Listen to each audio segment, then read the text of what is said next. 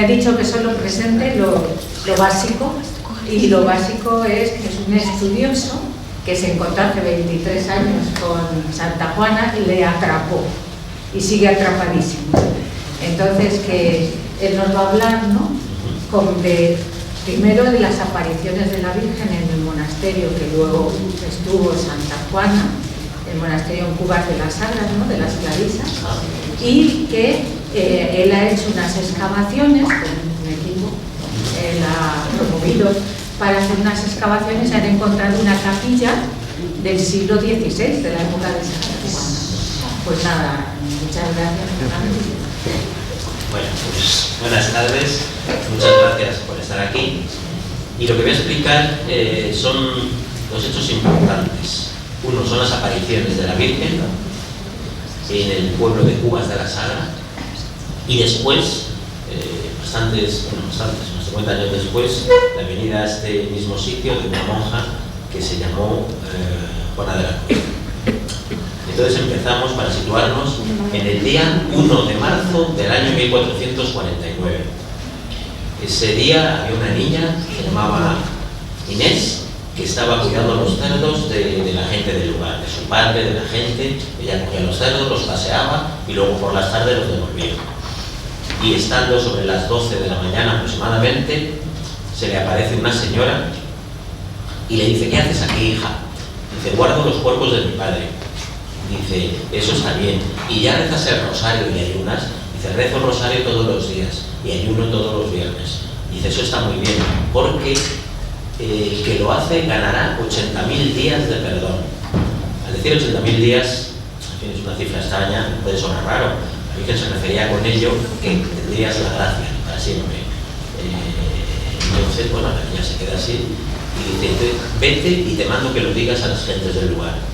La niña se va, no dice nada, le da miedo decirlo a sus padres y no dice nada. Vuelve al día siguiente, ya el 2 de marzo, se le vuelve a aparecer la Virgen.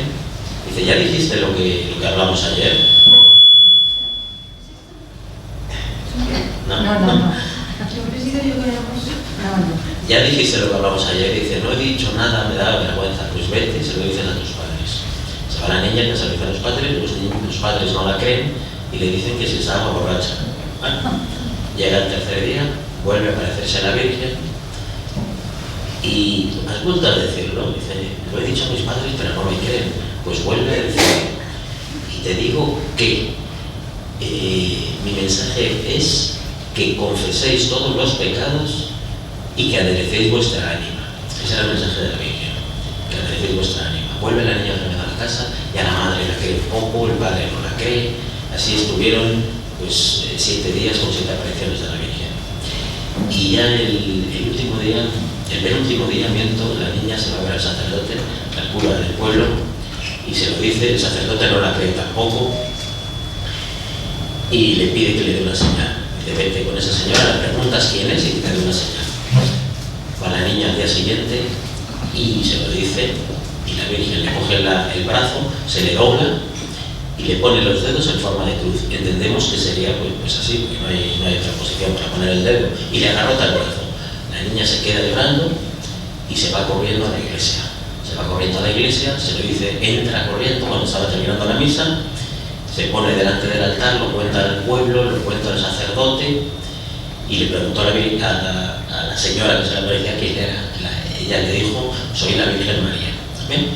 Pues ya lo cuenta, el pueblo la cree, el sacerdote la cree también. Entonces organizan una procesión de todo el pueblo. Los testimonios dicen que era una procesión de hombres buenos y niños. Hombres buenos, entendemos el sacerdote, el alcalde, las gentes del lugar y todos los niños. Entonces, con 2 palos de telar hacen una cruz y se van de procesión a donde se había aparecido la Virgen. Estaba aproximadamente como 1,5 kilómetros. Van en procesión, van cantando, van rezando, hasta que en un momento dado la niña oye: anda acá. Se quedan así parados y otra vez: anda acá.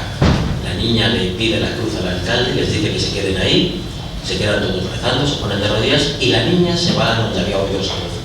Estaba la Virgen esperándola, le dio la mano y dice que fueron aproximadamente a unos 100 metros, dice, andando, pero que llegamos en un instante, que no sabe cómo fue, pero que en un instante estaban en el lugar. Bueno, ahí la Virgen le coge la cruz a la niña, se hinca de rodillas, se fincó de hinojos, pone exactamente, se hinca de rodillas, coge la cruz y la clava en cuantía de palmo y medio en la tierra. Y dice, he han de hacerme aquí una iglesia que llamen de Santa María. Bueno, pues la niña se queda mirando a la Virgen y le dice la Virgen que vaya, una vez que termine todo, que se ponga de rodillas mirando al pueblo detrás de la cruz.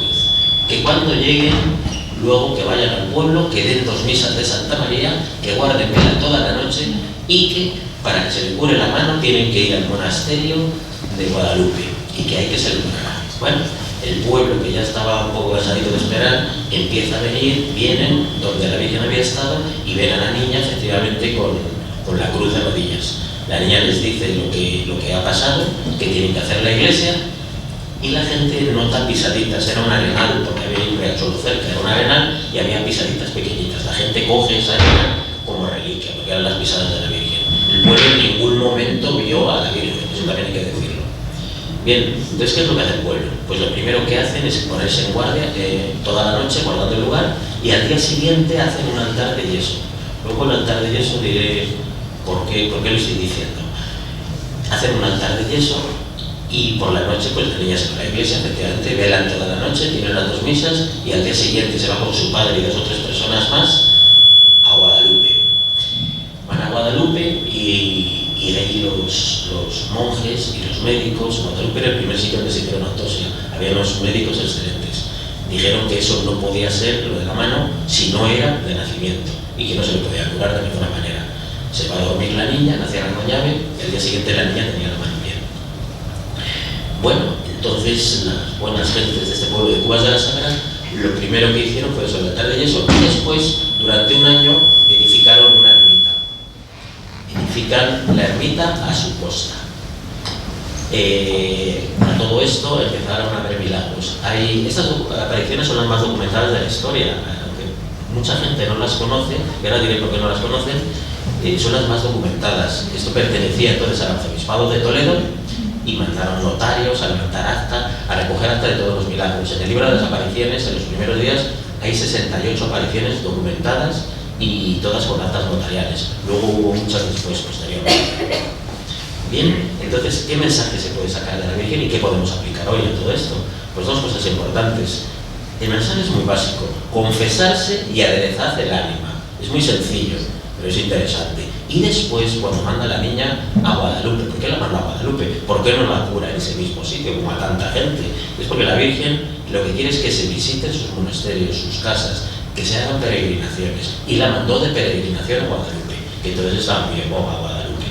Entonces, esos son los 2 mensajes que hay que sacar. El más importante, el que dijo: confesaros y aderezad vuestra ánima.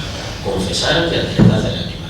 Y después, si podéis, pues hacer peregrinaciones a mis casas, que os lo agradezco. Bien, ¿qué pasa con el monasterio? Pues se hace la iglesia, que dura un año, y entonces vienen unas mujeres piadosas, que no eran monjas todavía, y vienen pues a rezar. Eran beatas. No tenían clausura, no tenían reglas, pero siempre estaban rezando.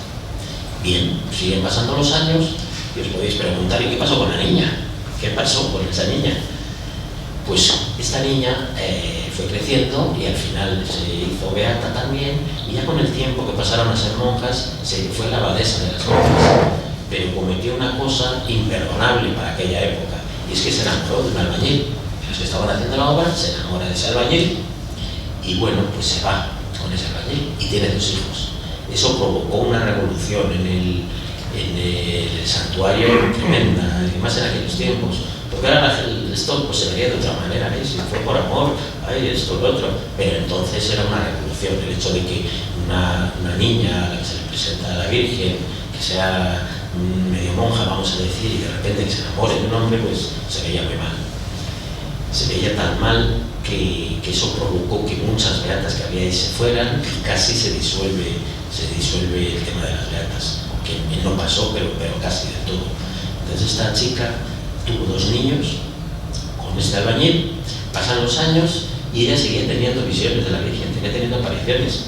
Y le dijo a la Virgen una vez que si no fuera por los 2 hijos que tenía y por su marido, que le gustaría volver a ser monja. Pues al año habían muerto los hijos y el marido. Entonces hay que tener mucho cuidado con lo que se pide, porque muchas veces te lo dan, ¿no? Y es verdad, es verdad. Entonces, bueno, pues, vale. Entonces, esta chica, mujer, pues efectivamente ingresó de monja, no ya aquí en este santuario, estuvo en Zamora, y dice en los libros, así lo dicen por lo menos, que fue tal la fama de santidad que tuvo, que cuando murió las campanas repicaron solas, en prueba de la santidad de esta mujer. Bien, no tenemos más noticias de ella, ni sabemos en qué monasterio estuvo, sí que sabemos que era de Zamora. Bien, ¿qué es lo que pasa entonces? Pues estaba un poco descabezado ya el santuario. Entonces esto es como, por ejemplo, cuando Eva traicionó y tenemos el pecado original gracias a ella, y tuvo que venir la Virgen y tener a Jesucristo para redimirnos. Tuvo que venir otra persona para arreglar. Entonces aquí pasó lo mismo. Para arreglar el lío que había en el monasterio, la deshonra que había en el monasterio, nació una niña en un pueblo que se llamaba Azaña, ahora se llama Numancia de la Sagra, después de la guerra le cambiaron el nombre, está como a 15 kilómetros del monasterio. Esa niña se llamaba Juana Vázquez Gutiérrez. Las apariciones de la Virgen fueron en el 1449. Esta niña nace en el 1481. La niña nace y ya a los 3 años ya tenía visiones, tanto de santos, de la Virgen y demás. Luego con el tiempo diría que ella no decía nunca nada de eso porque creía que todo el mundo veía a la Virgen y a los santos. Y por eso no decía nada, lo consideraba normal. Bueno, pues vale, esta niña, cuando tuvo unos 3 años aproximadamente, se puso muy enferma y casi se muere. Y la madre promete en ir al santuario de Santa María de la Cruz, que será el título que se le puso a la Virgen, porque clavó la cruz en el suelo, promete ir al santuario y llevar el peso en cera de la niña. Entonces estaba muy en boga esto, llevar el peso en cera y pues, para que encendieran en velas y demás. Pero iba pasando el tiempo y bueno, se le olvidó un poco la promesa. Pues nada, que no lo hacía.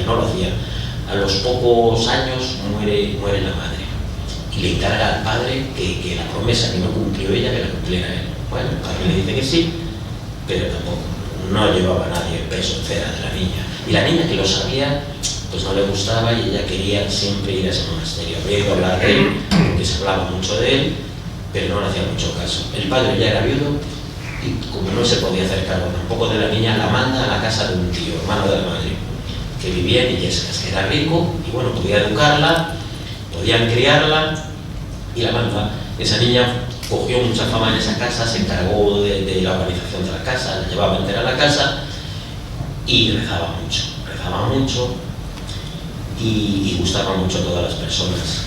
Entonces, en 3 ocasiones se dice que era una niña muy hermosa. Y el padre, pues, como veía que rezaba mucho, la niña decía que se quería meter a monja y tal, el padre no quería, y el tío tampoco. ¿Qué es lo que traman entre ellos? Pues ya está, pues la casamos. Buscan un novio, se llamaba Francisco de Loarte, que era rico, el rico del lugar también, una familia muy rica, y la querían casar. Ella no quería de ninguna manera. ¿Qué es lo que hace entonces? Una noche se viste de hombre y se escapa. Se viste de hombre porque entonces una mujer no podía ir sola por la calle casi de día, ya no digo de noche, imposible. Se viste de hombre, le quita la espada al primo y se va. Entonces por el camino encima se encuentra con el que la querían casar, se tuvo que esconder. Bueno, pues llega al convento, entra en la iglesia y se encomienda a la Virgen. Y la oración que dice es: Madre soberana, pues madre os tengo, allanadme el camino. Llama a la puerta del convento y le abre la portera. La misión de la portera es filtrar a las visitas. La entrevista, habla con ella, la da de comer porque hacía muchísimo frío. Y como le gusta, pues le pasa a la superiora. Llama a la superiora, la dice que entre y la superiora la entrevista también. Es decir, que esta niña ha nacido el 3 de mayo. ¿Sabéis qué fiesta es el 3 de mayo? La fiesta de la Cruz de Mayo, precisamente. Bueno, pues ya veréis cuántos 3 de mayo van a surgir. Entonces nace el 3 de mayo. Entra en el convento, le entrevista, ya digo, la superiora, y le gusta mucho, lo habla con las monjas y dicen que la quieren admitir. Pero en ese momento llegan caballos, carretas, llega de todo, llega el padre, el tío, el novio, llega todo el mundo, que se la quieren llevar. Entonces ella dice que no, que se queda. La superiora que se queda. Se acoge al sagrado. Entonces era muy serio eso, no es como ahora. Bueno, pues que sí, que no, que no hay manera. Y la niña ya que no me voy, el padre lo reconoce y dice que bueno, pues vale, pues que se quede. Que se quede, que él mandará ya también una dote para que no entre como pobre. Bueno, pues ya lo consigue. El primo le pide que le devuelva la espada. Porque veréis que no se queda sin ella. Bueno, ya se queda en el convento. Ya no sabemos nunca nada más del padre, ni del tío, ni de nadie. Entra en el convento esa niña. pero para que entre la niña lo tiene que aprobar el visitador de las monjas, pero el visitador hacía 2 días que se había ido y hasta dentro de un año no volvía. Bueno, pues vaya faena. Y en el momento llaman a la puerta, el visitador, que mire, que es que pasa por aquí, venía a saludarlas. Ya empezamos con las coincidencias, que va a haber muchas de ese tipo. Ese día era otro 3 de mayo, precisamente. Ya es el segundo 3 de mayo que tenemos la entrevista y ve que es interesante y le dice que se quede. Bueno, pues esta niña, como en cualquier convento, cuando entra una chica nueva, que no es monja, ¿qué es lo que hace? Pues hace de todo, todos los oficios. Lo mismo está en la enfermería, que en la portería, que ordeñando vacas, que haciendo absolutamente de todo. Pues así empieza y empezó a gustar mucho a todas las monjas. De tal manera que, pero ya empezaba también haciendo milagros. Claro, por ejemplo, voy a poner algún caso, hay muchísimos casos de estos, voy a poner unos poquitos nada más. La gente en la media de edad, entonces la gente vivía 50 años más o menos, estamos hablando de 1400, 1500 aproximadamente, pues le viene una monja que tenía 93 años, que era la excepción, y le viene a la enfermería y le dice que tenía como 2 heridas muy grandes en los pechos, dan el nombre, tenía cáncer de pecho, los 2 pechos además, y ella simplemente poniéndole las manos en los pechos la curó totalmente. Y a muchas otras enfermas igual, empieza a coger fama ya dentro del convento. Otro día viene por los pasillos arrastrándose, llenando de sangre el pasillo, y es que tenía los estigmas del Señor también, tanto en las manos como en los pies, en el costado. Entonces ella le daba mucha vergüenza eso, porque se corren las voces y venían de todos los pueblos de alrededor a verla, las monjas también querían verla, era una cosa horrorosa, ella le daba mucha vergüenza y no quería. Habla con Jesucristo y le dice que por favor que se lo quite, que le da mucha vergüenza. Entonces Jesucristo le dice que como no has querido mis gracias, vas a tener mis dolores. Y entonces se le quitan las llagas, pero le dejó los dolores para toda la vida, siempre de las llagas. Bien, por ejemplo, otra cosa curiosa es que ella la querían todas, pero siempre hay envidias entre unas y otras, y la vicaria le tenía mucha envidia. Y una vez llevando ella un barreño de barro con carne y tal, ¡pum!, se le cae el barreño, se destroza el barreño, y la vicaria corriendo va a llevarse a la superiora. Viene la superiora, ¿qué pasa? ¿Qué pasa? Dice, nada, que lo que yo he roto por mi torpeza, el Señor lo ha reparado con su voluntad. Y estaba empezando a montar todos los trocitos y se quedó el barreño nuevo. Y pone que ese barreño duró muchos años en la comunidad. Bueno, pues sigue pasando el tiempo, ya pasan años, entonces ella ya profesa también, otro 3 de mayo, ¿vale? Ya vamos por el tercero, y llega el momento de elegir abadesa. Todas las monjas querían que fuera abadesa, pero había un problema, ella tenía 28 años y con 28 años no se podía ser abadesa, de ninguna manera. Pero había una excepción, y es que viniera el célebre visitador, no sabemos si sería el mismo ya otro, que viniera el visitador y que lo autorizara. Viene el visitador y dice que no lo autoriza de ninguna manera. Entonces ella entra en éxtasis, se da la vuelta y el visitador era vasco, y ella se pone a hablar en vascuence con él, y tuvo un diálogo con él en vascuence. Ella no sabía idiomas de ninguna manera. Entonces el vasco lo toma como un milagro y lo autoriza. Pues ya tenemos abadesa. ¿Vale? Se empiezan a correr las voces de que hay una monja que predica, que habla, porque se decía que el Espíritu Santo hablaba por ella. Y entonces, por aquel entonces, estaba muy en activo el cardenal Cisneros. El cardenal Cisneros iba mucho a Illescas, el pueblo de al lado, muy cerquita, como 5 kilómetros. ¿A qué iba? Pues tenía una hermana que era abadesa de un convento, iba a verla mucho. Estaban construyendo el convento de la hermana, la iglesia de la Caridad también en Illescas. Y entonces se le ocurre desviarse y hablar con Juana de la Cruz. Y ya empieza a hablar con ella, y bueno, tanto le gustó todas las predicaciones que hacía Juana de la Cruz y tal, que Juana de la Cruz se convirtió en consejera del cardenal Cisneros. Por ejemplo, cuando fue la batalla de Orán, el cardenal Cisneros fue a preguntarle si se metían en la batalla de Orán o no.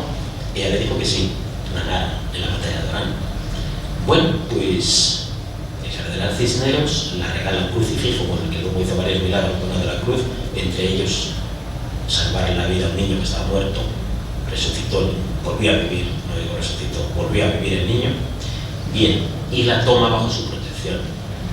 Tanto es así que la nombra párroco. Es el segundo caso en la historia en que una mujer es párroco. Hay 2 casos, la abadesa de las Huelgas en Burgos y ella. Esta era igual, pero tenía más poder que la de Burgos. Entonces, en aquellos tiempos, no podía consagrar, vamos a ver, pero sí, podía nombrar sacerdote, sí podía disponer de los bienes de la iglesia, hacía lo que quisiera en el curato de Cubas, en el pueblo de Cubas. Eso provocó unas envidias horrorosas. Una mujer que fuera predicadora y párroco, vamos, ya que fuera predicadora ya molestaba, pero párroco ya, eso es el normal más. Los propios franciscanos de su orden, pues ya eran franciscanos, ella era franciscana, de su orden, fueron a verla y con los propios cordones, dándole latigazos a ella, tirándola en el suelo y tal. Hubo que pedir un escrito a Roma y el Papa autorizó efectivamente que fuera párroco y fue de por vida. Entonces, pues bueno, es un detalle importante. Eso en cuanto a Cardenal Cisneros. Entonces se siguen corriendo las voces y claro, ella decía siempre, pero yo pobre de mí, infeliz mortal, si no soy nada, no soy nada. Lo hablaba mucho con su ángel. El ángel de ella se llamaba San Gabriel Aureo. Tenía muchos diálogos, no sabía cómo se llamaba. Entonces las monjas la importunaban mucho. ¿Cómo se llama? Porque cada vez que había un olor especial en el convento decían, ya está aquí el señor Duque. El señor Duque era el ángel de Santa Juana, pero no sabía cómo se llamaba. ¿Por qué no se lo pregunta? Y el ángel le decía que no tenía importancia. ¿Qué más da mi nombre? ¿Qué más da?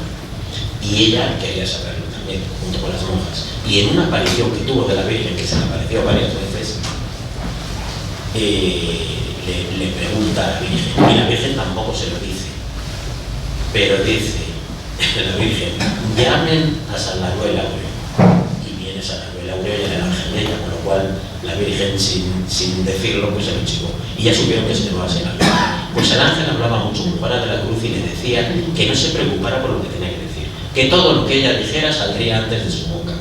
Entonces ella se quedó más tranquila. Se corre la fama de Juana de la Cruz y empieza a venir gente pues ya de mucho nivel, tanto nivel como por ejemplo el emperador Carlos V.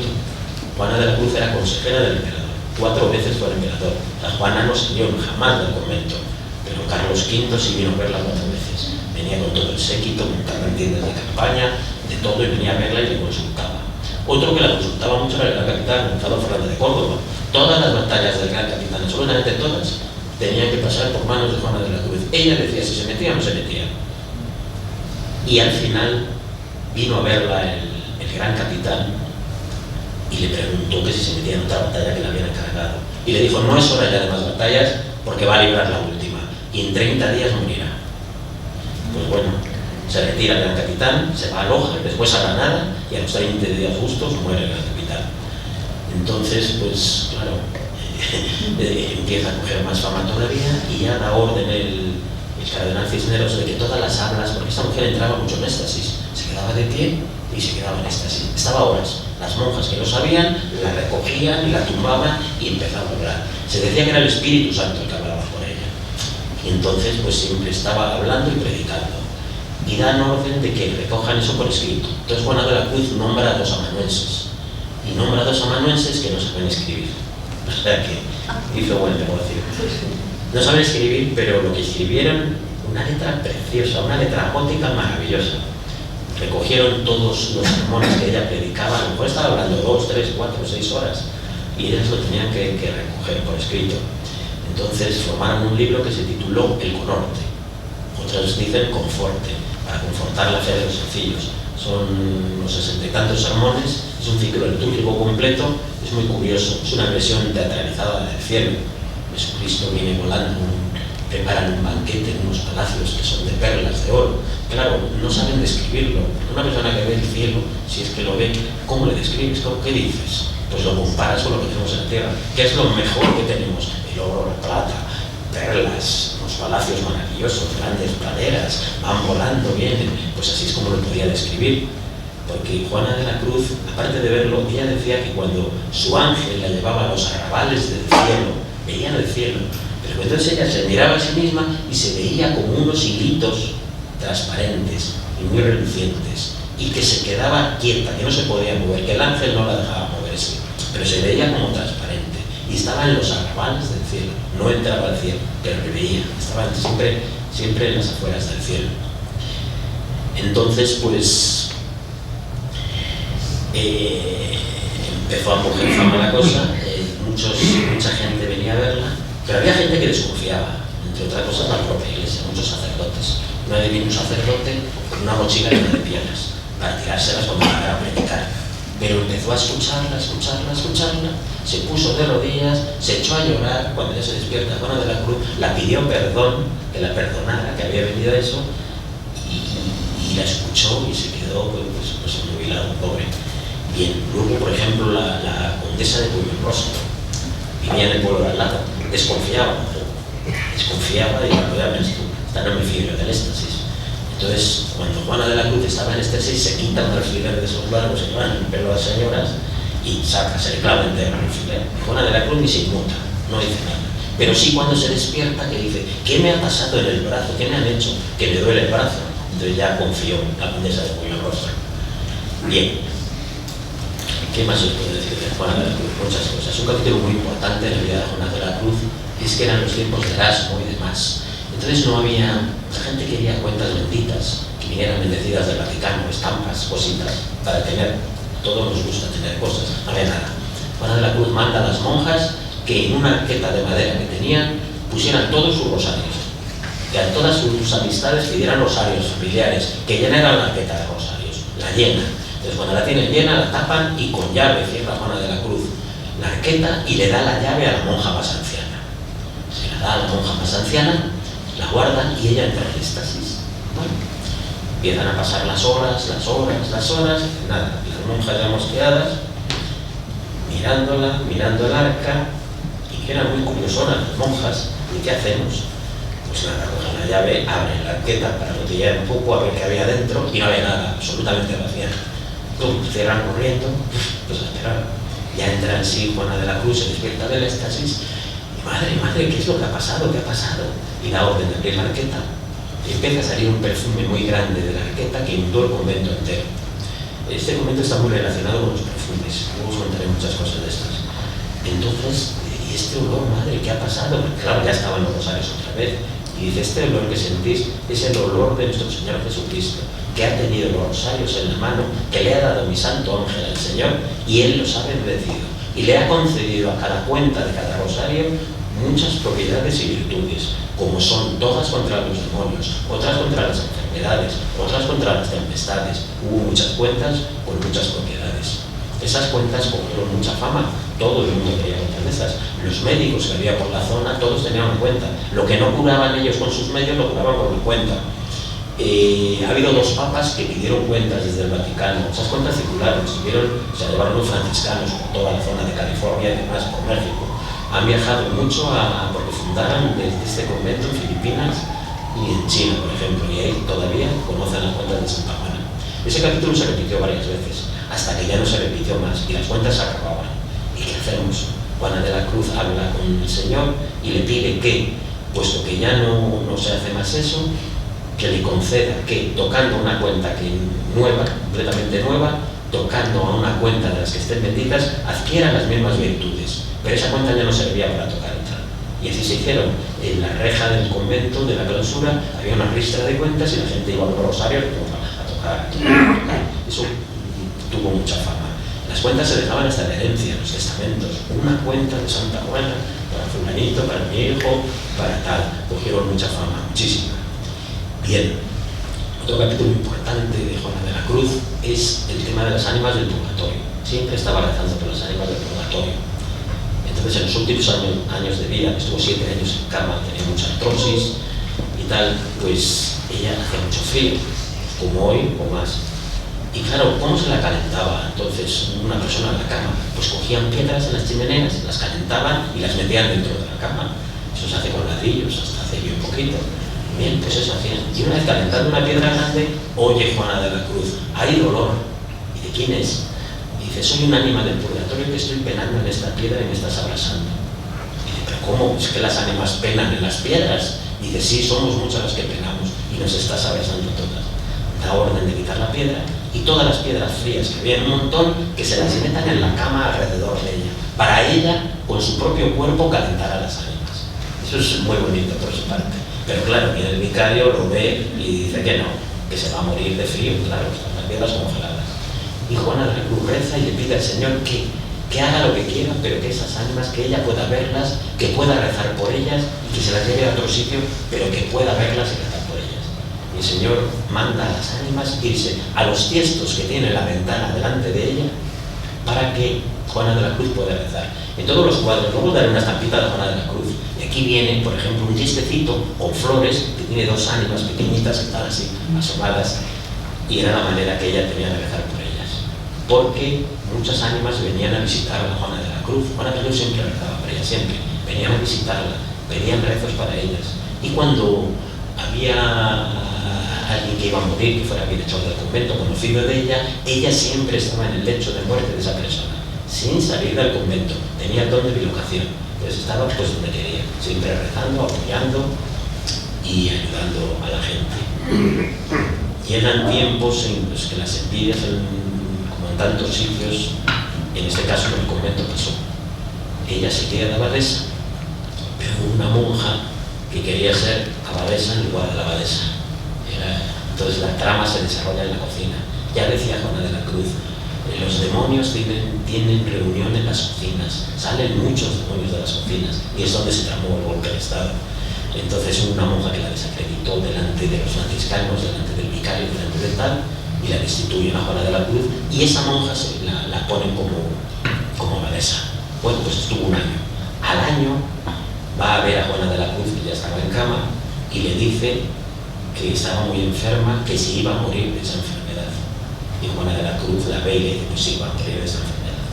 Entonces ella la pide perdón, reúne a todas las monjas, pide perdón a todas, dice que mintió para quedarse el puesto de ella, que la perdonen, que por favor la regalen un hábito para enterrarla y que la perdonen. Todas la perdonan, esa monja muere y la restituyen a Juana de la Cruz en su puesto, vuelve a ser abadesa. Bueno, son muchas cosas más. Me voy a contar el vestido toda la noche, pero bueno, cuento unas cuantas así. Es que luego la historia posterior a Juana de la Cruz es interesante. Bien, llega el momento en que ya tiene que morir Juana de la Cruz. Ya la conocía infinidad de gente, Juana de la Cruz. Cogió mucha fama, tanto la Virgen, las apariciones de la Virgen, como Juana de la Cruz. Entonces ya en vida la llamaban Santa Juana de la Cruz. Bien, otra cosa curiosa, por ejemplo, que voy a contar. Cuando era la batalla de Orán, acaba la batalla de Orán y la mandan dos mujeres, entonces se las llamaba esclavas, dos sirvientas eran en realidad, una joven y una vieja, dicen así. Entonces eran árabes, llegan al convento, ven cruces por todas partes y tal, y misas, y era horrible para ellas. Entonces arrancaban los pelos, se hacían sangre en la cara, están así. Pero también tuvieron curiosidad por ver a Juana de la Cruz, a ver qué es lo que hacía esa mujer tumbada, que tanta gente iba a verla, y van a verla, y de pronto Juana de la Cruz gira la cabeza también y se pone a verlas, pone en algarabí, o sea, en su propio idioma, y tiene un diálogo con ellas. Las consideran tan milagrosas estas buenas mujeres que se convierten, y pone que estuvieron mucho tiempo al servicio, vamos, estuvieron toda la vida hasta que murieron al servicio del convento. Cuando hicimos unas excavaciones, ya las contaré cuáles, en las que apareció el sitio exacto donde se apareció la Virgen, que hicieron la iglesia, en el presbiterio de la iglesia, que es un lugar absolutamente inusual para enterrar.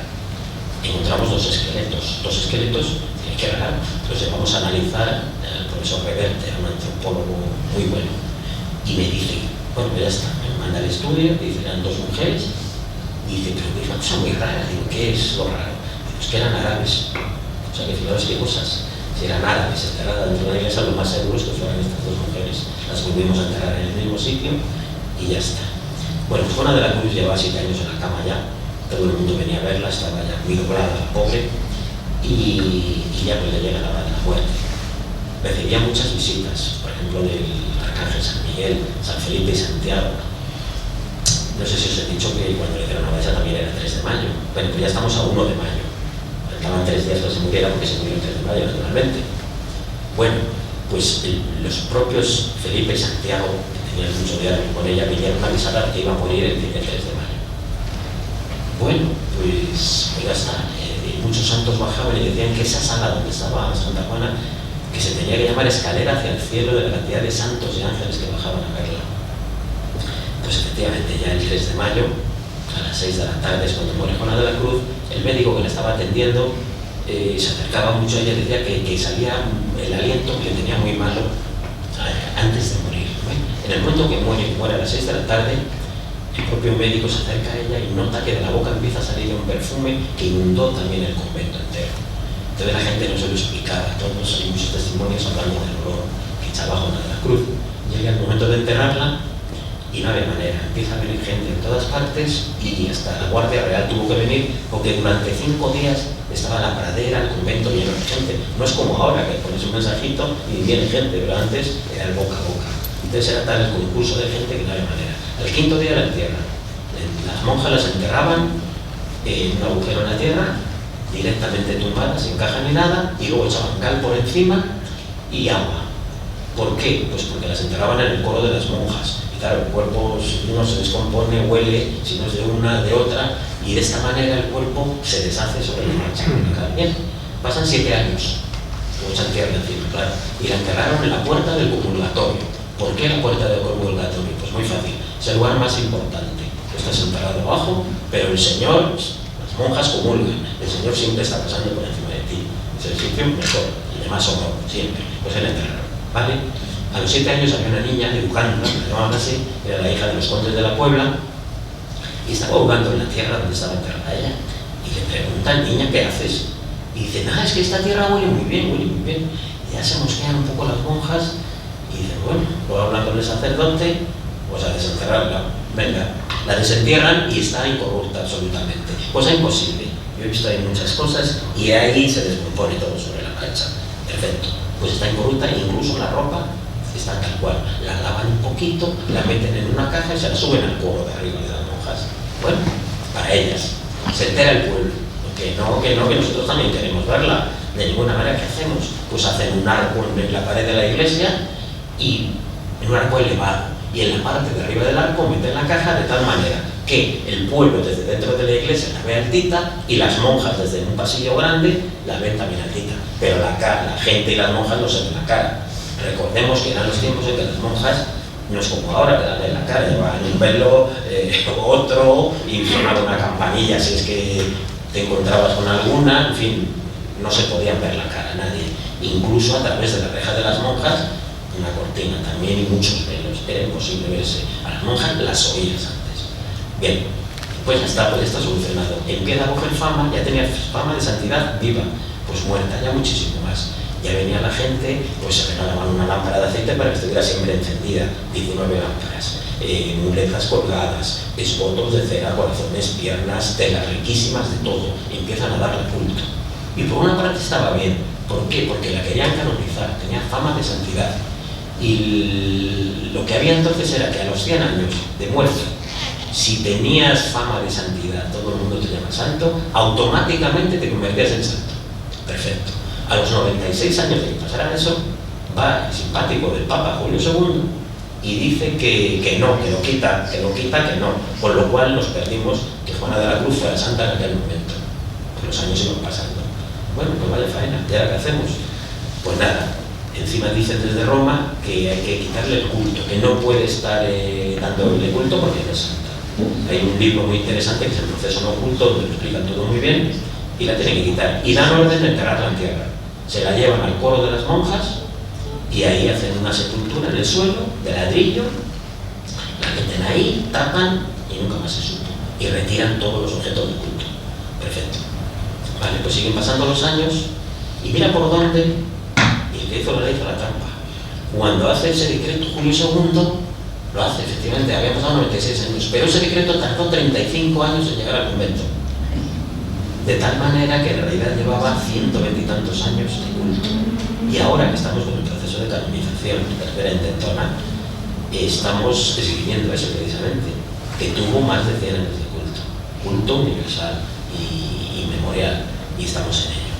Bueno, pues Juana de la Cruz está enterrada ahí, y como empieza la segunda causa de canonización, el proceso de Toledo se llama así, dan orden de desenterrarla para ver, hacer un estudio de su cuerpo, a ver si está incorrupta, no está incorrupta, tal. Van 3 matronas, 3 médicos, el arzobispo, la nobleza toda, y también está descrito en un libro muy bonito. Y efectivamente la sacan y ven que efectivamente está incorrupta, flexible, que con las venas, no sé cuántos dientes, y que está perfecta. Bueno, pues mira que bien, la vuelven a enterrar y ya está. En ese momento se pierde la pista de dónde está Juana de la Cruz. ¿Por qué? Porque las monjas, ya en la iglesia nueva que hicieron, mandaron a hacer el ábside de la iglesia con una cripta. Entonces, aunque no lo tenemos documentado, sabemos perfectamente que Juana de la Cruz, a escondidas, porque no podían, bajaron a Juana de la Cruz a la cripta y era donde le daban culto ellas a nivel personal, pero el pueblo no se podía enterar. Pasan los años y el cuerpo lo llevan entonces otra vez al arca, porque ya dejaron ponerla en el arca donde estuvo. Ya está ahí y ya empiezan los problemas. ¿Por qué no conoce nadie o muy poca gente el tema de las apariciones de la Virgen o Juana de la Cruz? Pues por esto que va a pasar a partir de ahora. Y es lo siguiente, hasta entonces mucha fama, estupendo. Pero vienen los franceses. Vienen los franceses, entran al convento a robar, a llevarse todo lo que pidieran. Juana de la Cruz estaba enterrada en un arca que era la más valiosa que se ha hecho nunca en España. La regaló el Ayuntamiento de Toledo, costó 50.000 ducados y tenía imágenes de la vida de Santa Juana, de su ángel, pues todos los sucesos de su vida alrededor. Juana de la Cruz dentro, estupendo. Vale, pues la tiran, sacan el arca, la tiran al suelo, la patean y la rompen de entrada, que ella estaba corrupta. La rompen, roban el arca. La cruz de la Virgen, la célebre cruz que clavó en el suelo, la habían forrado de plata y la habían dejado muy bonita. La ven los franceses, se la llevan, roban todas las cosas que pillan y ya está. Pero ese no fue lo peor, fue que una vez que se van los franceses, el pueblo de Cubas, que no tendría nada de nada, en aquel entonces entra al convento y arrasan el convento, se llevan hasta los mármoles de las paredes, se llevan de todo. Bueno, con lo cual ya empieza un poco la decadencia del lugar. Siguen pasando los años y ya la fastidiamos del todo. Este convento era el segundo más rico de Castilla. Siempre ganaba las huelgas porque era un monasterio real. Pues este era el segundo. Tenía tierras, rentas, tenían de todo. Bueno, pues llega la desamortización de Mendizábal. Les quitan todo. Todas las tierras, absolutamente todo. Tuvieron la suerte de que al ser mujeres no las echaron a la calle. Porque los monasterios de hombres y demás, todos los hombres y frailes y todos iban todos a la calle. No había nada que hacer, pero al ser mujeres y estar desamparadas, les quitaron las tierras, pero les dejaron por lo menos el monasterio. Pero no podían vivir, no tenían rentas. ¿Qué es lo que hicieron? Pues dedicarse a la enseñanza. Tenían niñas y las enseñaban un poquito, tal, bueno, pues tenían para vivir, tenían vacas, tenían cerdo, bueno, pues tenían un poquito, vale. Sigue pasando el tiempo y ya la hecatombe total, llega la guerra civil. Bueno, aquí ya fue un desastre. Llega la guerra civil y les avisan a las monjas de que las van a matar, que se vayan corriendo, que las matan. Entonces ellas cogen el cuerpo de Santa Juana, que estaba en una arqueta ya pequeñita, lo esconden al final de un pasillo que hizo, medio convento lo hizo el gran capitán, no, otro medio, bastante más lo hizo también Juan de Austria, que iba mucho. Bueno, pues al fondo del pasillo del gran capitán la esconden, la tapan con caja, muebles, tal, para disimular, para ver si colaba y no lo robaban la gente que venía por ellas. Bueno, pues ahí se queda todo escondido, meten también el crucifijo del cardenal Cisneros y demás, y ellas tienen que huir, y se vienen a Madrid, 8 de ellas, otras se desperdigaron un poco, pero 8 se metieron en el piso de una bienhechora del convento. Se meten ahí, pero había una persona bastante mala, tengo la foto de él, que las está persiguiendo y las encuentran. Las encuentran, vienen con un camión y se las llevan. Se las llevan a Paracuellos, previamente las violan a todas y las matan a todas, a las 8 monjas. Y sabemos que no están enterradas en Paracuellos, se las llevaron luego a enterrar, creemos, a las tapias del cementerio de San Isidro, pero las mataron a las 8. Otras han dado por desaparecido. Y una jovencita que había entonces, esa consiguió vivir efectivamente y luego fue abadesa posteriormente, que fue la que reconstruyó el convento. Bueno, pues ya, no contentos con eso, entran a robar al convento. Estuvieron 3 días, venga a venir camiones para robar todo, tanto imágenes como muebles, como todo lo que pillaban, 3 días robando. Y por si fuera poco, ya al irse, en la despedida, encendían el convento. Estuvo 31 días ardiendo el convento. Un convento maravilloso, era una joya. 31 días ardiendo. Y quemaron a la Virgen también, han recuperado una mano de la Virgen. Bien, pues 31 días ardiendo y ya está. ¿Qué pasa? ¿Qué quedó del convento? Pues las paredes todas, unos muros anchísimos, las paredes quedaron bien. Pero para más fastidiar, había una base de tanques en el pueblo de Cubas, era la zona roja entonces. ¿Qué es lo que hacían? Pues ya está, el campo de entrenamiento y campo de tiro. Ahora, disparar contra el convento. Bueno, pues ya dejaron ya las paredes hechas un fosfatina. Llegan los nacionales, se quedan a base de los tanques y disparando también. Es que por todas partes así. Calculan que cayeron 11.000 proyectiles en el convento. O sea, que fijaros, ya un desastre. ¿Qué destrozaron? Todo lo que había del suelo para arriba. ¿Qué no tocaron? Porque no sabían, si no lo habían destrozado también, lo que estaba enterrado.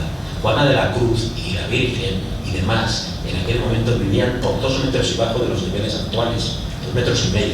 Como pasaba un riachuelo por ahí, los niveles los fueron subiendo. Al edificar la iglesia nueva, la subieron 2,5 metros.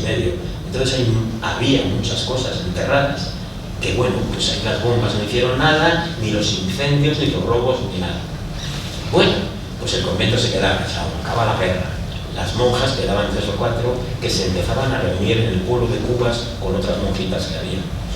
Y esa niña que había, que era una novicia entonces, pues, bueno, ¿qué tal? ¿Podíamos volver? ¿Qué hacemos? Entonces había una organización entonces, no sé si la conocerá alguien, que se llama Regiones Devastadas. ¿Qué hacían? Reconstruir pues edificios que estaban destruidos por la guerra. Vienen a verlo y dicen que, bueno, que eso es completamente imposible, que está el grado de rotura que tiene, que eso no se puede restaurar. Pero a través de un enchufillo que tenían con un obispo y un arquitecto, los convencen y bueno, empiezan a restaurarlo. Estuvieron 6 años reconstruyendo, la iglesia la hicieron más pequeña, el convento lo restauran muy pobre, aprovechando restos de muros antiguos, y le hicieron más corto. De tal manera que el más corto, donde estaba enterrado el cuerpo de Juana de la Cruz, se quedó en la calle, lleno de escombros, todo incendiado y tal. Y ahí encima de Juana de la Cruz hicieron un lavadero. Las monjas lavaban las cosas ahí. Bueno, pues vale, ya vuelven las monjas a su convento, mucho más modesto, una iglesita pequeñita, pero ya era su convento y su casa. Bueno, tengo que decir que en el libro este que escribió al dictado Juana de la Cruz del Conorte, en el último capítulo dice: llegarán unos tiempos en que las iglesias se pondrán de luto y orarán al Señor y les dirán que les están destruyendo y que llegarán grandes maquinarias de guerra, destruirán los edificios y las iglesias. Dice, entrarán a las iglesias, arrancarán los ojos a los santos e incluso el Santísimo Sacramento lo tirarán al suelo y lo patearán. Eso fue un cálculo de lo que pasó ahí tranquilamente, porque encima era visionaria Juana de la Cruz. Dice, pero llegará un tiempo en que bajarán ángeles del cielo y junto con otras personas empezarán todo a reconstruirlo. Harán las iglesias de nuevo, reescribirán los libros y permanecerá. Lo dice claro, permanecerá. Es importante, permanecerá, porque eso quiere decir que ya va a ser para siempre. Bien, también dijo que habría un gran rey que edificaría un monasterio muy importante a San Lorenzo, por ejemplo. Bueno, pues ¿qué es lo que pasa? La buena Juana de la Cruz está debajo de un lavadero, pero la abadesa actual, cuando iba a lavar, tiene muy desarrollado el sentido del olfato, pero en plan espiritual, porque es que esta Juana de la Cruz, cada vez que abrían la caja, cuando, a ver, venía un rey, venía una reina, venía alguien importante, un obispo, tal, pues ¿qué es lo que quería siempre ver a Juana de la Cruz? Muerta ya, estoy hablando. Entonces bajaban la caja de Juana de la Cruz, abrían, miraban, empezaba a salir un olor, que es que está escrito en muchos sitios, un olor maravilloso, siempre se inundaba el convento de olor. De vez en cuando sigue pasando. Estando en la iglesia, de repente te viene un olor, buscas, no encuentras, pero te quedas loco, la verdad. Yo 2 veces lo he oído, pero 20 y tantos años, ya me gustaría más. Bueno, pues la abadesa tiene ese don muy especial. La abadesa, por ejemplo, sabe cuando una cuenta de Santa Juana es de verdad o es de mentira. Sabe mucho. Y tiene 96 años, la pobre ya está muy mayorcita. Bueno, pues decía, ¿qué olor hay aquí? ¿Qué olor? Picar aquí, que Juana de la Cruz tiene que estar aquí. Pues efectivamente, picaron ahí y la encontraron. Se llamó al forense también y tal, y se encontraron los huesos de ella junto con el crucifijo, su rosario y demás. Entonces ya se llamó el notario de Getafe, el obispo, bueno, pues toda la gente, y se organizó todo muy bien, y ha vuelto Juana de la Cruz a su arco, ya no en el arca que robaron los franceses, en un arqueta un poco más pequeñita, pero ahí tenemos a Juana de la Cruz, con su crucifijo de cisneros y demás, y ahí la tenemos. Entonces, pues, bueno, eso en cuanto a Juana de la Cruz. Juana de la Cruz ha hecho muchos milagros, ha hecho y sigue haciendo. Hay gente que tiene verdadera pasión por Juana de la Cruz, es muy importante. Y lo que pasa que fijaros, se está comiendo la fama de la Virgen. A mí eso me da mucha rabia, y yo soy el primero que pica. De todo el mundo, vamos a Santa Juana, nadie dice al monasterio de Santa María de la Rueda, Santa Juana. El 9 de marzo, que ya es la fiesta de la Virgen, las apariciones de la Virgen, se conmemora, siempre hay una romería de siempre. Pues se llama la fiesta de Santa Juana, hombre, es triste, me da pena, la Virgen se está quedando un poquito aparcada y no, hay que reivindicar lo suyo. Juana de la Cruz tiene su día, que es el 3 de mayo, que es cuando se lee su tránsito y tiene su fiesta, naturalmente. 9 de marzo es la fiesta de la Virgen. Bueno, Pues todo el mundo vamos a Santa Juana, o sea, vale. Entonces, yo cuando empecé a venir, viviendo en el pueblo de al lado, en Griñón, a 2 kilómetros, yo no conocía nada, no sabía ni que existía el monasterio. Fijaros si había perdido fama el monasterio, ni lo sabía. Me llamaron porque iba a haber un año jubilar en el año 99. Nos echas una mano, lo ves, tal, bueno. ¿Qué es lo que hacía yo? Pues venía un autobús de gente que explicaba cosas en la iglesia, pero en la iglesia, porque no había más, solo teníamos la iglesia. La iglesia, pues interesante, pero ya en otro plan, ya no con la riqueza que tenía antes, las cosas que tenía, pero interesante la iglesia, está bonita la iglesia, la verdad. Después yo explicaba un poco la historia de Santa Juana. Y ya pues hablando con la superiora, porque yo me había interesado mucho por la vida de Santa Juana, pero no ya a nivel de las informaciones que hay para todo el mundo, pues ya me fui al archivo de Toledo y empecé a estudiar el proceso de Toledo, que era la segunda causa de canonización. Ahí venían muchas declaraciones de testigos y muchos datos poco inéditos, vamos a decir, y pues me tomé interés. Y leí la historia del confesor de Santa Juana, se llama Fray Pedro de Santiago, en el que tenía mucha fama de santidad, y las monjas cuando muere le dicen a Juana de la Cruz: madre, nos gustaría saber el estado del ánima del confesor. Bueno, pues ella entra en éxtasis y su ángel la lleva al cielo y ve al confesor que está con la Virgen, con Santa Ana, con Santa Catalina y con otras más que ahora no recuerdo, y que le están revistiendo, y le dice: no pasó usted por el purgatorio, le dice: por allí pasé, pero la Virgen María tuvo a bien de no dejarme entrar y me trajo al cielo. Y entonces le dijo que iba a hacer una misa con muchos sacerdotes, con muchos santos, y que entonces iban cantando todos con Jesucristo a la cabeza, y que luego el banquete era el mismo Jesucristo. Bien, y Dios dijo cuándo sería el momento de demostrar la santidad de dicho fraile. Vale, me quedo con la copla, igual el momento es ahora. Madre, ¿y usted me daría permiso para buscar el cuerpo de este del confesor? Y dice: haz lo que quieras. Pero claro, también venía donde estaba enterrado, al pie del altar de Santa Ana, que me confundió mucho, porque luego era Santa Juana. Me engañaron, pero lo encontré. Bueno, haz lo que quieras, ¿vale? Entonces empecé por la rica de la iglesia haciendo un túnel muy largo, rompiendo todo lo que pillaba, madre mía. Y llego debajo de la iglesia y siguiendo un poquito más, ¡toc!, doy un golpe y veo una pared blanca, porque era todo tierra, pero era tierra que era chanizo, lo mismo había cachitos de teja que cachitos de ladrillo, con lo cual algo había ahí, porque ahí habían rellenado de tierra. Digo: ¿qué habrá aquí? Pues ya doy con una pared blanca y ya mirando, ¿y qué es esto? ¿Qué es esto? Pues era un altar. Por eso os he dicho antes, el altar que hicieron cuando el día siguiente que se apareció a la Virgen, pues nos apareció el altar de la Virgen. Miras para abajo y aparece el presbiterio de la iglesia antigua. Estamos hablando de un altar de 1449 y el presbiterio. Digo: madre mía, madre, aquí hay que hacer como poco una capilla. Dice: sí, vamos a hacerla. Digo: si me deja un poquito, voy a seguir con la excavación a ver hasta dónde llega. Bueno, pues hasta dónde llega. Pero claro, yo no me acordaba que las iglesias modernas, no, antiguas, de aquellos tiempos, enterraban a gente.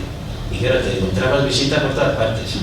Una cantidad de cuerpos, que son unos 100 cuerpos aproximadamente, de gente enterrada en la iglesia que hicieron en el 1510 aproximadamente. Pues vamos, según avanzábamos, desenterramos gente, luego lo restituimos a su sitio naturalmente. Y ya llegamos al fondo, y el fondo, mira por dónde era también, la pared de la iglesia original, la que hicieron en 1449, la puerta, el hueco, y unos escalones que bajaban, porque esa iglesia había que bajar. Problema grandísimo, porque si habían hecho y tiene que bajar, se llenaba de agua. Entonces, ¿qué es lo que hicimos? Pues vaciarlo todo entero. O sea, la misma iglesia que hay arriba la tenemos abajo, pero la de abajo es de 1849 y es el sitio exacto donde se apareció la Virgen, porque donde la Virgen clavó la cruz hicieron el altar. El altar es lo más importante que hay en una iglesia, es la representación de Jesucristo. Entonces, el centro del altar marca el sitio exacto de la aparición de la Virgen, de donde clavó la cruz, donde ella estuvo de rodillas. Donde se aparece la Virgen, deja impronta, eso es para siempre. O sea, no va a decir: si pasaba por aquí ya me hice, eso es para siempre. Entonces es un sitio importantísimo, porque en la iglesia de arriba tenemos el sitio marcado. Aquí la Virgen María hincó las rodillas y clavó la cruz, pero lo que no sabíamos es que era 2 metros y medio por abajo. Entonces tenemos el sitio arriba marcado que coincide justo con el de abajo. Eso es realmente importante, el sitio. Y eso se puede ver, se puede ir, no digo nada, pero se puede ir, tanto ir a Lourdes, tanto ir a Fátima. Es verdad, habéis estado en Lourdes, en Fátima, supongo, alguien, ¿no? Sí, Sí, pues esto lo tenéis a una hora de camino de aquí. Es muy importante el sitio, de verdad os lo digo. Además es precioso. Bien, eso en cuanto a la iglesia. Dejamos lleno de puntales todo, sujetándole el suelo de la iglesia actual, sujetándole. Hubo un momento que estaba suspendido. Mientras tanto por arriba, misas, bodas, bueno, y nosotros ahí haciéndolo. Entonces quedó un sitio precioso, muy bonito, muy bonito. Encontramos muchas más cosas, por ejemplo el pasadizo secreto. Me viene la madre, Fernando, ¿me buscas el pasadizo secreto? Madre mía, eso es la ilusión de cualquiera. Digo, ¿y para qué valía? Y que pues era para que los franciscanos, para no pasar por clausura, no pasar por la calle, pasar de su casa a la iglesia. Pues 15 días nos duró la búsqueda, nos lo encontrábamos. Y ya cuando lo dejábamos, en el último minuto, o sea, ya eran las 3 o las 5 de la tarde de un viernes, se encontró el pasadizo, de la manera más tonta. Y encontramos el pasadizo, porque pasa que regiones devastadas, el mundo también lo rellenó de escombros. Hubo que vaciar la mano, pero es una preciosidad. Que tiene 500 años el pasadizo de ladrillos, es muy bonito. Otra cosa importante que encontramos, yo cuando fui ahí encontré una rejita dorada en el museo, estaba en la pared pequeñita, muy buena, preciosa. ¿Y esto, madre, qué es? Ah, esa es la reja de la piedra. ¿Qué piedra? Claro, ya me cuenta la historia, pero me fui al libro a leerme. Y la historia es la siguiente, que es muy bonita. Os va a sorprender, y es decir, eso es imposible. Pues yo no sé si será imposible, pero todos los reyes de España, hasta los abuelos de los actuales, y todos los títulos nobiliarios han ido a verlo, a ponerse de rodillas delante de la piedra, y pone que gustaron mucho de ella. Os explico. Es curioso. Juana de la Cruz, cuando era joven, en la iglesia vieja, la primitiva, estaba dando misa. Y ella se estaba confesando con el sacerdote, pero no dentro de la iglesia, en un lateral, pero al otro lado del tabique, en un pasillo. Se confesaba con el sacerdote y nota que van a alzar ya la forma. Y le dice al sacerdote que si puede ir a ponerse de rodillas delante del Santísimo. Vete. Se va corriendo, pero a la mitad del pasillo, tilín, empieza a sonar la campana y ya se clava de rodillas como mirando a donde está el Santísimo, pero con un tabique que pone que es una vara es esto. Se pone de rodillas y en ese momento el muro se abre y ella ve al sacerdote con la forma alzada y ve al pueblo y ve a todo el mundo. El sacerdote la mira, el pueblo la mira, pumba, baja el sacerdote y se cierra el muro. Suena raro, vale. Vuelve a subir la sangre de Cristo, otra vez se vuelve a abrir el muro, vuelven a mirarse todos y se vuelve a cerrar. Entonces pone que en señal del milagro todas las piedras que eran negras siguieron así, menos una que se quedó de color blanco y con una forma de cruz. Pues así, llega el momento de desmontar esa iglesia para hacerla nueva y esa piedra las monjas la cogen y se la suben al coro alto, le ponen una rejita dorada, es que lo prefieren, claro, que tenemos, y un velo negro. Y entonces todo el mundo importante iba a ver la piedra, a verla, a rezar en ella, pero hay una lista de gente que ha desfilado para ver la piedra y pone, y gustaban mucho de ella. Esa piedra, claro, ya tenemos la reja en Madrid, la piedra ¿dónde está? ¿Cómo? Vas a ver cómo se derrumbó el convento, vete, vas a ver. ¿Usted me daría permiso para buscarla? Sí, pues sí, busca. 15 días buscando la piedra, por la huerta, de una huerta muy grande, llena de piedras, claro, piedras. Yo no sabía si era así, solo sabía que era blanca y que tenía una formita de cruz. Bueno, ¿cómo será? Pues venga a buscar piedras, nada. A los 15 días, ¿sabes qué no falta? 3 menos 5 de la tarde de viernes, es muy bueno. Ya estábamos sentados los dos albañiles y yo en un cementerio pequeñito que tiene las monjas, en unos nichos, y había como un monolito de piedras y una crucecita arriba. Y estamos ahí ya rendidos, bueno, ya lo dejamos porque está aquí ni piedra ni nada. Lo mismo está ahí de cimiento en algún sitio, o a saber. Y ya miramos el monolito, entonces, si es lo único que nos queda, total, venga, pum, desmontamos el monolito, oye, la última piedra enterrada blanca, le damos la vuelta, una cruz. Digo, madre mía, a ver si va a ser esto, me voy corriendo al museo, chaca, arranco la cruz con sus alambres y todo, vengo con la cruz, tenía patillitas, la pongo encima y tenía unos rebajes en la piedra que coincidía con las patillas. Pues ya tenemos piedra. Bueno, pues esa piedra está puesta ahora en un lugar importante, muy bonito, con una explicación, y se puede ver y se puede tocar la piedra y se puede gustar mucho de ella, como hacía toda la nobleza de los reyes.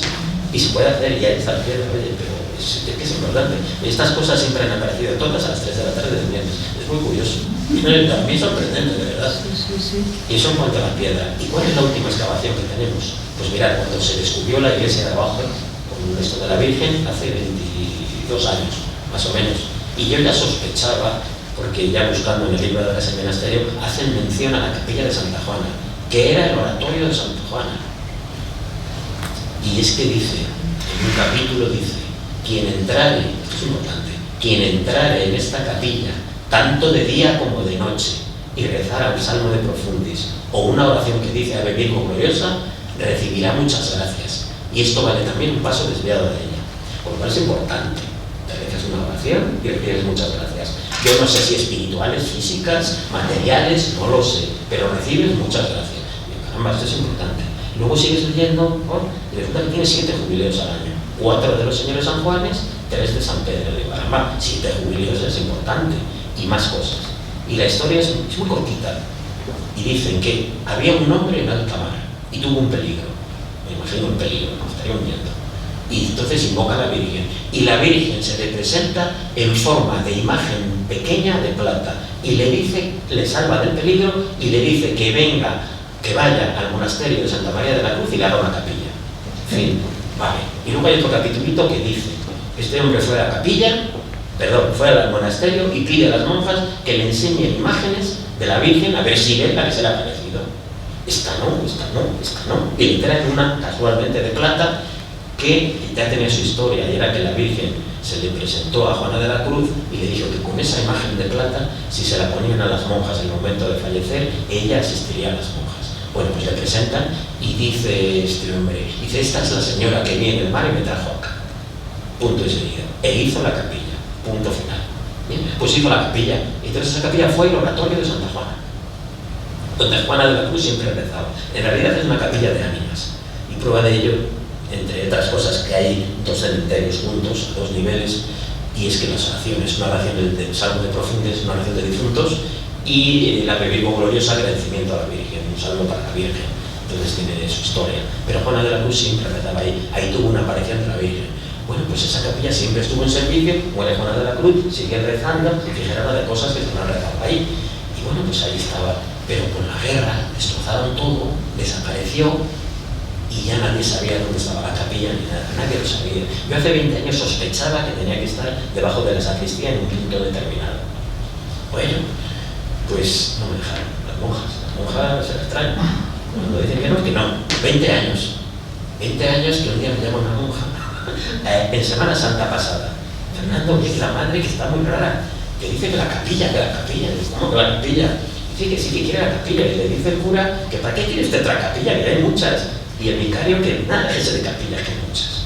Y yo sonrío y digo, ya está, por ella. Le voy a ver a la madre, que quiere la capilla de Santa Juana.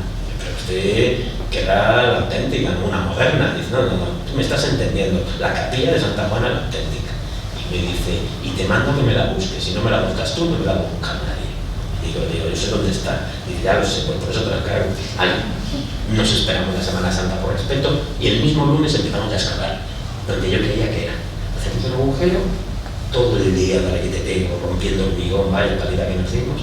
Oye, no salió nada, vaya escombro, qué decepción. Digo, si tenía que estar aquí, salgo fuera, me voy a Santa Juana, la recolección, la monja, ay Dios mío. Luego me dio mucha pena que nunca se llevó a la pobre. Pues fue efectiva, porque al día siguiente hizo un agujero al lado y salió la capilla, hombre, que salió. Que alguna vez es verdad, estás ahí trabajando, venga, te dejas unos ilegales, trabajas, y no sale nada, qué decepción, caramba. Aparte de que ahí estás acostumbrado a que picas y siempre sale algo. Son 500 y pico años de historia, todo derrumbado, siempre sale de todo, de verdad, creedme que ahí sale de todo. Bien, pues ya empezamos a ver David, que está igual. Y ya, pues claro, a un nivel 2 metros y medio por debajo del suelo actual. Pero claro, entonces tenemos muros como de 2 metros, el suelo, el altarcito, tal y igual. ¿Qué es lo que hicimos? Podríamos haber puesto un cristal en el suelo, pero entonces era muy pobre, muy tal, y todo el mundo lo pisa. Entonces hicimos una capilla de cristal encima, rodeándola sin tocar los muros no se han tocado, se ha respetado absolutamente todo lo que ha aparecido. Entonces hizo una capilla alrededor, y es una preciosidad, no os podéis imaginar lo que es. Y es una capilla que estuvimos unos 4 meses aproximadamente con ella, y se inauguró el 15 de agosto, la inauguró el obispo, que se quedó encantado, por cierto. Y todo el que va a ver esa capilla, no se imagináis qué devoción tan grande con esa capilla. ¿Quién entra en esa capilla? Pues hombre, si va una excursión grande no puede entrar. La capillita es un oratorio, a lo mejor mide 2,5 metros por 1,5 metros, una cosita así. Pues no puede, pero a nivel personal yo dejo pasar sobre todo a la gente enferma. Va mucha gente enferma a rezar este monasterio. Ha habido muchos milagros, créeme, y sigue habiéndolos, ¿eh? Y os sorprendería de las cosas que están pasando. Entonces, os invito a ir, de verdad. Pero si la gente enferma, hay muchas mujeres con cáncer de pecho, muchas. Y eso a mí personalmente, por muchos motivos, me duele mucho y que pasan todas, evidentemente. Yo no sé si se van a curar, rezan la oración correspondiente, pero se van muy consoladas. Digo consoladas porque son más mujeres que hombres, vamos a reconocerlo. Hombres también van, pero más mujeres. Pero la gente se va muy consolada. Y si no, se reza desde arriba, un paso desviado de ella, que está muy cerquita de la barandilla. Y es un espectáculo ver esa capilla. Y una devoción muy grande. Entonces yo os invito de verdad a que vayáis en grupo, a título individual, como queráis. Si un día está cerrado no pasa nada. Se llama y las monjas abren y os lo enseñan. No hay ningún problema. Si queréis ir en un grupo, yo que estoy yo os explico todo. No es lo mismo aquí que viéndolo, que tocándolo, que, en fin, es otra historia. Y lo veis porque merece la pena. No os lo perdáis, está un paso. Por si no sabéis dónde está, yo os lo digo. Está en la carretera de Toledo, cuando el pueblo cubano de la Sagra es donde, antes de entrar en la provincia de Toledo, a mano derecha. Realmente está muy cerquita. Desde aquí se puede tardar 3 cuartos de hora, no más. Entonces, menos Lourdes, menos Fátima, que es lo mismo, y más igual de la Sagra. Es verdad, ha estado ahí, es importante. Entonces, cuando Lourdes y Fátima eran campo, la Virgen ya estaba ahí desde hace mucho. Es la realidad, es la verdad. Entonces, pues bueno, no os voy a decir más porque me vais a tirar tomates y todo ya, que llevo 1 hora hablando y me habían dicho que 50 minutos me vais a perdonar, pero pues, tendríamos muchas horas para hablar de muchas cosas, Entonces, pues, estáis invitados a igual que queráis. Muchas gracias.